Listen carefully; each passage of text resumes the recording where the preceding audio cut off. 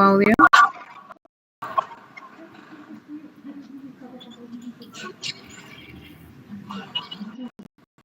¿Quién es tu audio? Bien. Aunque lo tengamos en pocas cantidades, son necesarias para cumplir funciones importantes. Por lo tanto, ¿cuál es la composición química de un ser vivo? El 60-70% es agua, sales orgánicas, lípidos, carbohidratos, proteínas y otros compuestos químicos representan ese otro 30%. ¿Cómo se distribuye el agua en todo el cuerpo? En el cerebro con el 73%, pulmones 83%, hígado 71%, la piel 64%. Fíjense que el cerebro, el corazón, el riñón, los músculos, la sangre y la piel comparten porcentajes similares, y el que tiene baja cantidad de agua pero que tiene también son los huesos con un 31%. El más alto de todos ellos son los pulmones con 83%.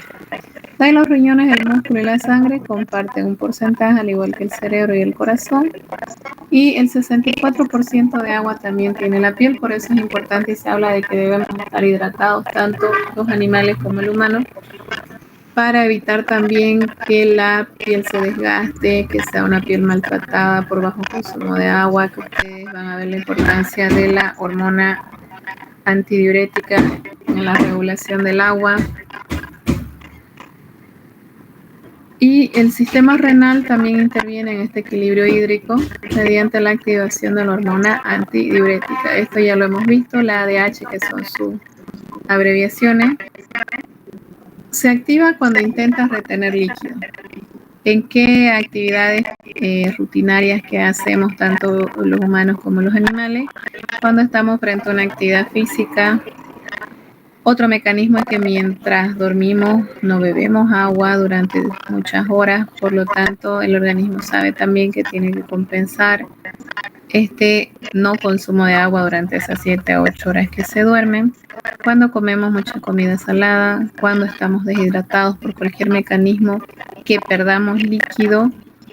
Están viendo sistema renal, ¿no? Esa diapositiva. Sí. Bien, en cambio la ADH se inhibe. ¿En qué caso? Cuando tomamos mucho líquido, cuando tomamos diuréticos. Hay que tener cuidado qué tipo de diuréticos son los que se está administrando al paciente. Medicamentos o comidas que nos da deseos de ir al baño cada rato. En el caso de las bebidas como el café o cuando se ingiere grandes cantidades de alcohol, ustedes también tienen mayor frecuencia de micción. Esto con el único fin de mantener el equilibrio hídrico. Y hay dos mecanismos. Uno, que tienen que saber ustedes cuánto es la cantidad de agua que se debe consumir en un paciente sano que cumple con sus funciones fisiológicas. En el caso de ustedes que van a formarse como médicos veterinarios, las especies con las que más van a trabajar, tenemos nosotros los animales de compañía o pequeñas especies, y tenemos los animales de producción llamados de granja, ¿no? En el caso del agua en un felino o un gato va a depender del peso corporal. Si pesa aproximadamente 2 kilos, estamos hablando de más o menos medio vaso de agua. Un vaso de agua tiene 250 ml. Un gatito de 5 kilos, un vaso de agua aproximadamente. De 8 kilos, vaso y medio. Y arriba de 12, estamos hablando de 2 vasos y medio aproximadamente. En cuanto al canino, va a depender de la talla, porque tenemos razas pequeñas, medianas y grandes. En el caso de las razas pequeñas o chicas, que son hasta 10 kilos, 600 ml, talla mediana hasta 25 litros y medio, y tallas grandes hasta 50 kilos, 3 litros. En los animales de producción, 11 a 19 litros en cerdos, 26 a 66 litros en bovinos, dependiendo si son bovinos de carne o de leche, 19 a 45 litros de agua en equinos, 0.2 a 0.4 litros día en aves y 4 a 15 litros día en ovino. ¿Por qué es importante que ustedes sepan eso? Porque no sirve de nada que ustedes le coloquen el agua a disposición y no se den cuenta si ese paciente está o no consumiendo agua. Otro es la calidad del agua que ustedes le están dando, ¿no? Pónganse también en el lugar del paciente y digan si ustedes tomarían esa agua en un recipiente sucio, en una agua caliente que ha sido expuesta al sol, no la van a consumir. Pero el dueño dice, no, yo le doy agua. ¿Sabe si toma agua? O solo le deja el envase y no verifica que en verdad la haya consumido y que son agua de calidad. ¿Para qué? Para que ustedes puedan mirar en sus pacientes la producción de orina diaria. ¿Están viendo esa diapositiva? ¿Qué Sí. dice producción de orina? Sí. Bien. El funcionamiento del aparato urinario se realiza por medio de la medición de producción de orina. Esta tabla, este indicador fisiológico se lo utiliza mucho en humanos porque hay una prueba que se hace para evaluación renal donde nos dicen, usted va a medir la cantidad de orina en 24 horas. Por lo tanto, comenzamos normalmente a las 6, 7 de la mañana. Todo lo que orine lo va a llevar a un envase que tenga medida y a las 6, 7 de la mañana, cuando cumplan las 24 horas al otro día, lo va a llevar al laboratorio. Por lo tanto, ¿sí? No pasó a la diapositiva. Ahora sí. Bien. Ahora sí. Por lo tanto, ¿qué les va a decir el patólogo clínico? Vamos a ver la cantidad de orina que usted eliminó en 24 horas para evaluar la funcionalidad renal. Tengo estos mecanismos compensatorios, ¿no? Tengo el riñón aporta con la activación o la inhibición de la hormona antidiurética, pero esto es como una balanza. En el momento que esto se rompe, ya nosotros por medio del laboratorio podemos ir evaluando la funcionalidad y el grado de afectación que tiene nuestro paciente. También sirven animales, pero la única desventaja es que no puedo decirle al animal, te voy a dar este envase y vas a orinar aquí. No puedo hacer la colecta en 24 horas, pero si yo sé que estoy trabajando con un perro, normalmente tiene que tener entre 2 a 3 micciones al día. ¿Cuántas veces orinó su perrito? No lo vi orinar todo el día. O lo vi que hizo la postura para orinar, pero no salió nada, dice el dueño. O sí está orinando a chorritos y cada rato. Entonces eso no es normal. Ustedes tienen que empezar a analizar el comportamiento de su paciente y también darse cuenta las micciones al día. Eso sí el dueño lo va a poder ver. Quizás no va a poder medir la cantidad, pero ver la cantidad de micciones al día que tiene su animalito. Esta producción se altera con el aumento en el consumo de agua. Mientras más agua consuman, más veces van a querer ir a orinar. Temperaturas muy bajas o temperaturas muy altas, hembras que están en celo y tipo de alimentación. Y tiene que ver también con la activación de esta hormona, ¿no? Fíjense, es relacionado esto con eso. Tipo de alimentación, si están consumiendo alimentos que contienen alto contenido de sodio, son alimentos salados, van a tener mayor consumo de agua y también la producción de orina se va a ver afectada. ¿Qué tenemos en el organismo de nuestro paciente? Vías de eliminación. El organismo es tan sabio que también tiene órganos encargados, especializados en la regulación hídrica. Tenemos a la vía intestinal por medio de las heces en la última porción del intestino, el intestino grueso, que es el encargado de absorber agua. Por lo tanto, si tengo un paciente que está consumiendo poca cantidad de agua y a eso le agregamos que el alimento que le estamos dando no es de buena calidad, no tiene el contenido de fibra que debe tener para la especie, tengo un paciente que está estreñido, aparte bajo porcentaje de agua, el intestino grueso en su función va a terminar de absorber lo poco que tiene. Son animales que pueden quedar sin poder eliminar las heces. A eso se llama fecaloma y en la mayoría de las veces en estados crónicos tenemos que sacar esa porción de intestino porque ya no tiene funcionamiento. Entonces fíjense la importancia de que ustedes evalúen la conducta de su paciente ver si funcionalmente están trabajando. En el caso de la piel, que hemos visto termorregulación, ustedes en el cuestionario me van a explicar cómo hace la piel gracias a la sudoración para mantener ese equilibrio hídrico, ¿no?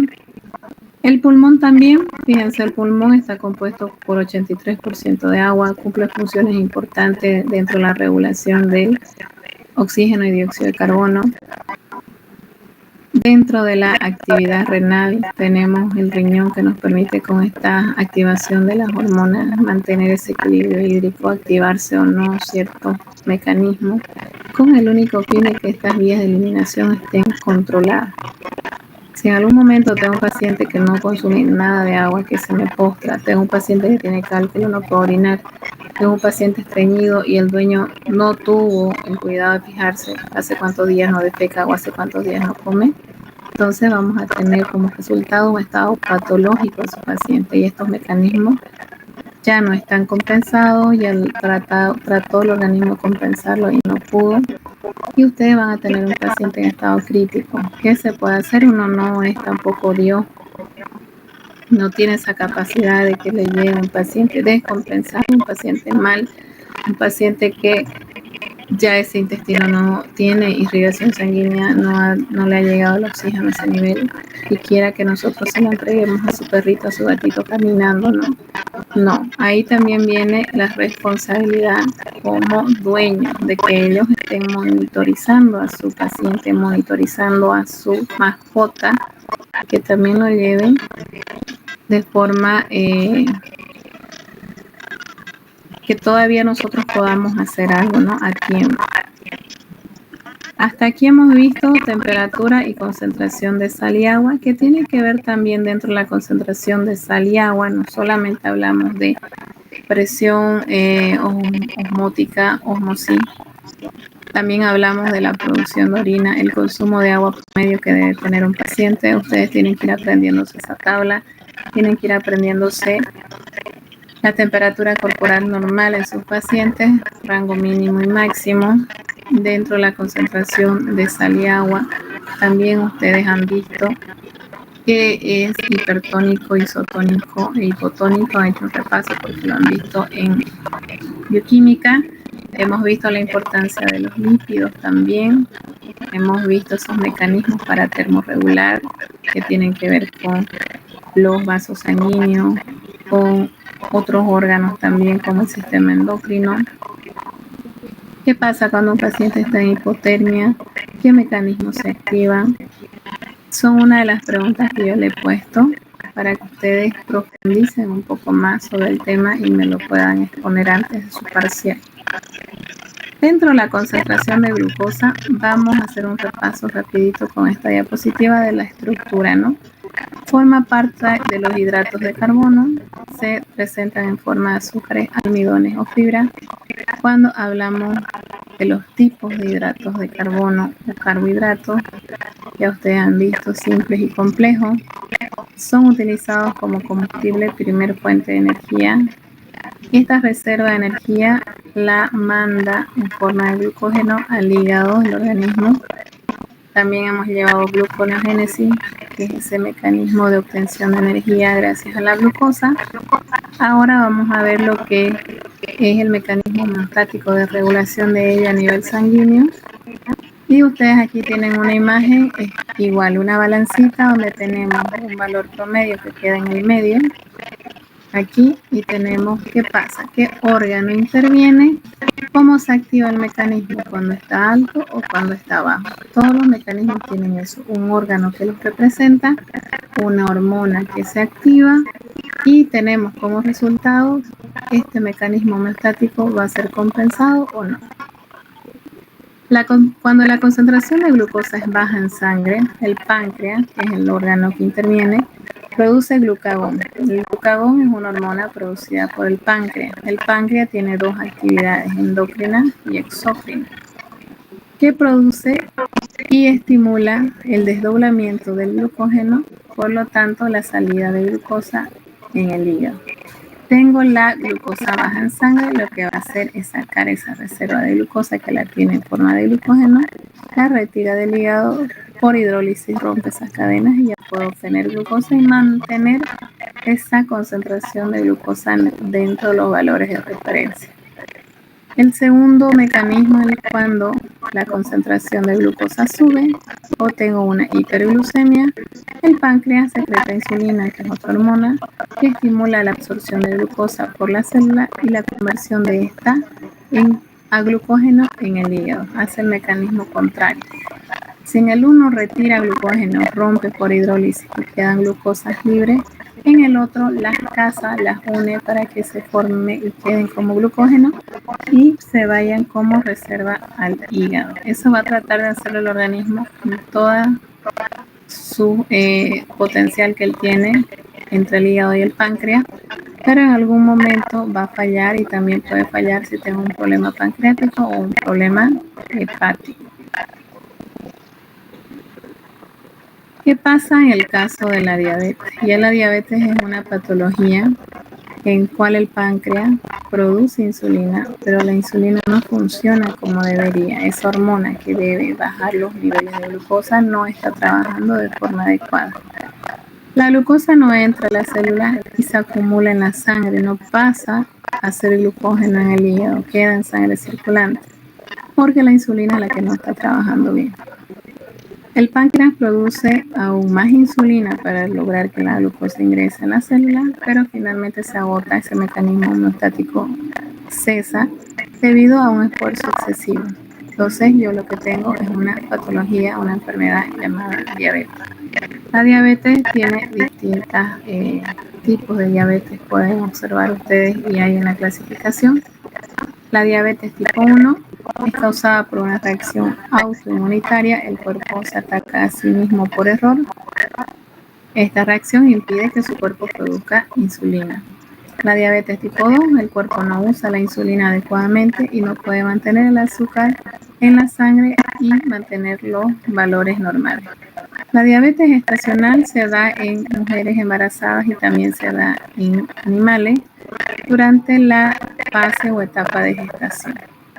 La prediabetes quiere decir cuando los niveles de azúcar en sangre son más altos que lo normal, pero aún no han alcanzado el umbral como para decir que están en una diabetes tipo 2, pero esta prediabetes ya le dice a ustedes que deben cambiar su estilo de vida.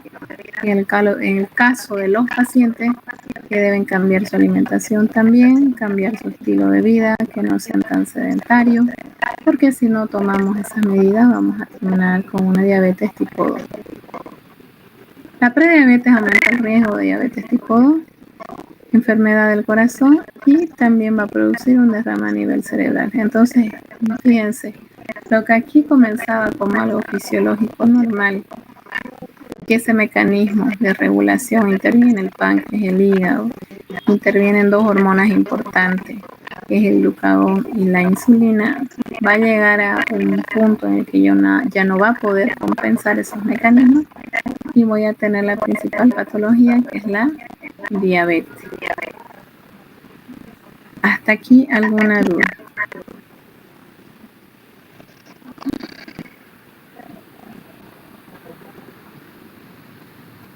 ¿Ninguna? No, doctora, ninguna. Para esta primera parte vamos a trabajar con el primer cuestionario. Hasta el segundo corte vamos a llegar a un cuestionario 4. El primero está formado por 12 preguntas. El segundo va a tener 8 y los últimos dos van a tener 10 para que ustedes tengan 40 preguntas en las que van a empezar a hacer revisión bibliográfica. En la primera pregunta dice, mediante un dibujo explique la vasoconstricción y la vasodilatación. Un dibujo bien elaborado, tienen el tiempo, tienen esa hora de estudio, si bien van a estar en su casita, no van a tener riesgo que los asalten, nada, dedíquense a estudiar. Tienen WhatsApp, pueden conectarse por Zoom, por Meet en su mismo grupo y trabajar el cuestionario bien elaborado. La segunda, vamos a trabajar para este primer cuestionario con el libro de Cunningham. Dibuja y explica la figura 53.1 de la página 560. Hay un dibujo en esa página donde ustedes lo van a volver a copiar, lo van a hacer, pero lo van a explicar punto por punto, indicándome todos los mecanismos que existen en esa figura. La tercera explica el mecanismo de producción de calor en los seres vivos, que también está en la página 561 del libro de Kuhn. La cuarta pregunta explica el intercambio de calor a contracorriente, que está en la misma página del libro. Explica la regulación de la temperatura basada en la página 563. La pregunta 6 dibuja y explica la figura 53.6 de la página 564. Este capítulo corresponde a termorregulación. Según la página 566 del libro, ¿cómo se produce el golpe de calor, hipotermia y congelación desde el punto de vista fisiológico? Explique mediante un dibujo por qué la sudoración es un mecanismo eficaz de enfriamiento. La pregunta 9 explique mediante un dibujo el mecanismo de regulación de la glucosa. La 10 realiza una tabla con la cantidad de agua que debe consumir y eliminar diariamente las siguientes especies: canino, felino, equino y bovino. La 11, ¿cuál es la función de la hormona antidiurética en el equilibrio hídrico? Y la 12 explique qué es la ósmosis y presión osmótica. ¿Tienen alguna consulta de su cuestionario 1?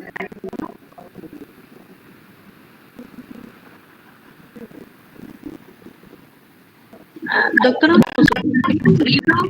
el libro que usted mencionó, no recuerdo si lo mencionó, pero lo podríamos encontrar en PDF. Yo necesito que ustedes vayan y revisen su libro en la biblioteca. La idea de que ustedes vayan es que utilicen su biblioteca.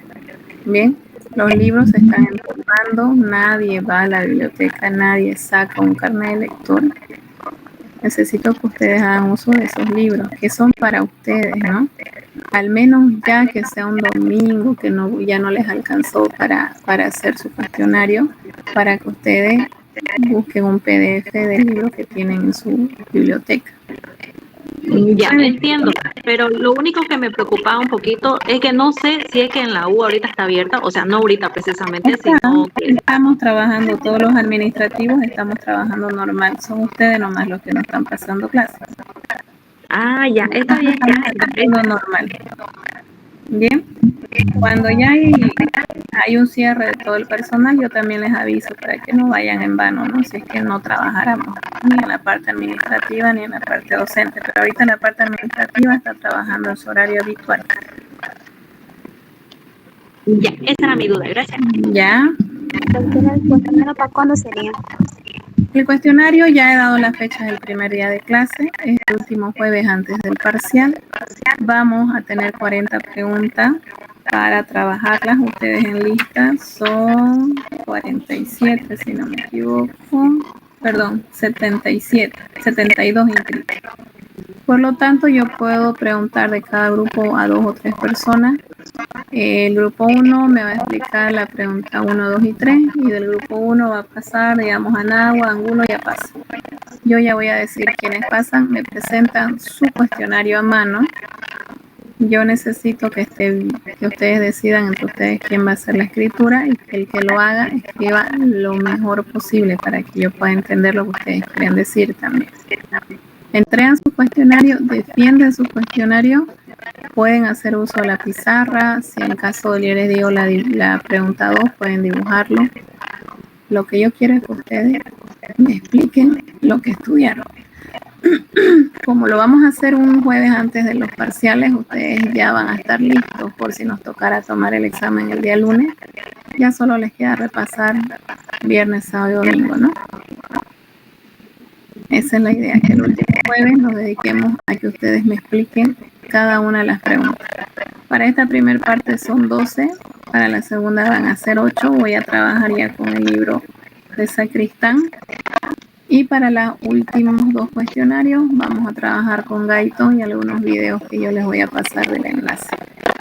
Por eso no es que ustedes queden libres esa clase nocturna, sino que yo no quiero que asistan a la facultad porque no hay transporte y porque es oscuro y es peligroso también. A veces salimos 9:30. Prefiero que trabajen desde su casa. Como les digo, tienen WhatsApp, pueden activarse un grupo entre ustedes. El Meet es gratuito, no hay como ustedes no puedan trabajar. Como les digo, pueden ir de día, tienen clases, sacan su libro, van, trabajan en su casa o se sacan la fotito del libro, trabajan entre ustedes, no había problema.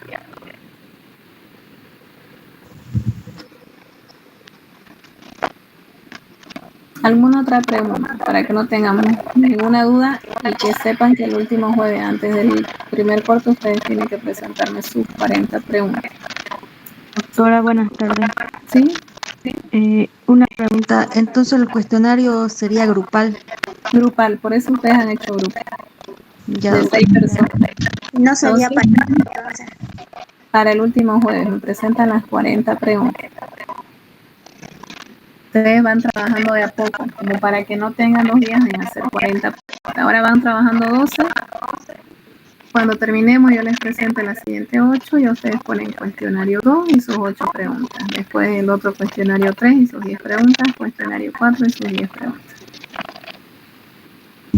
Sí, doctora, gracias. Bien, tienen tiempo, vayan estudiando, es una forma también de obligarlos indirectamente que ustedes vayan repasando. Estas diapositivas yo las voy a subir al Classroom ya con las preguntas para que ustedes tengan y las vuelvan a